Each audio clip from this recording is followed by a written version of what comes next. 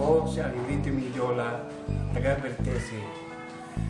4 na taon na akong naghihirap at nagda-dialysis. Ang Reherba Food Supplement na malaki na itutulong sa akin. Magmula nang uminom ako nito, hindi na ako nag-oxygen at malaking ginhawa na ibigay sa akin.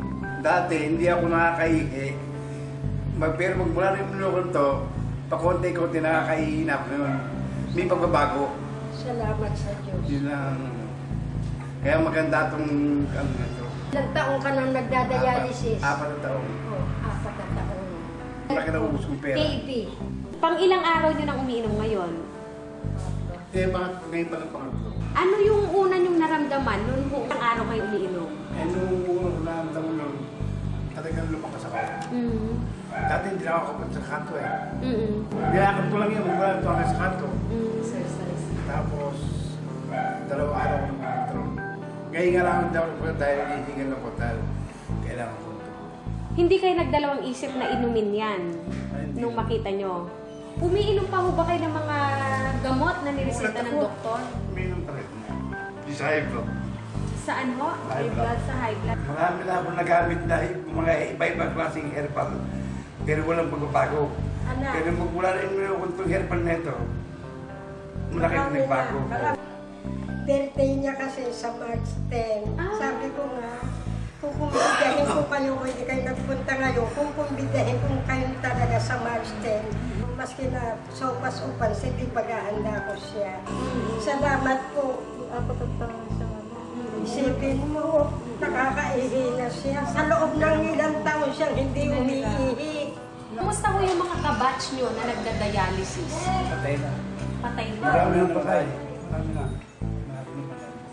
Ang masasabi ko sa mga kasama kong nadialysis, iminunti sila nito para lumakas sila. Kasi lagi na lang, kasi marami nagpupunta ron ng nagda-dialysis, lagi na naka-oxygen. Kaya nga ako, mangiyak-iyak sa tuwa. At salamat sa Panginoon. Una-una, Panginoon Diyos. Pangalawa, itong gamot nito nakagaling sa anak ko. Kaya ako ito at tuwa. Reserva lang yan. Reserva pa lang. Tapos dito ho, meron pa. Ito yung ginagamit yan talaga. Ito higaan niya. Ito yung oxygen niya. Ito yung kanyang nebulizer. Nakahanda yan. Ito po, oh. Mataba pa siya, no?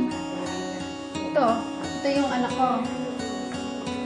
Nag-iisa. Ay, ito siya. Mataba. Nung mataba siya. Nung mataba siya, tingnan mo siya. Ayan siya. Parang... Minabuti ko po sapagkat kung pupunta pa kayo sa main office, napakalayo. Kaya naglagay po kami yung pong cell number na nakalathala sa ilalim ng screen na ito. Pwede po kayong makipag-ugnayan at ito po ay sinasabi ko at pinatotohanan. Ito po ay authorized distributor ng Abanyong Lingkod mula pa noon at magpakailan pa man.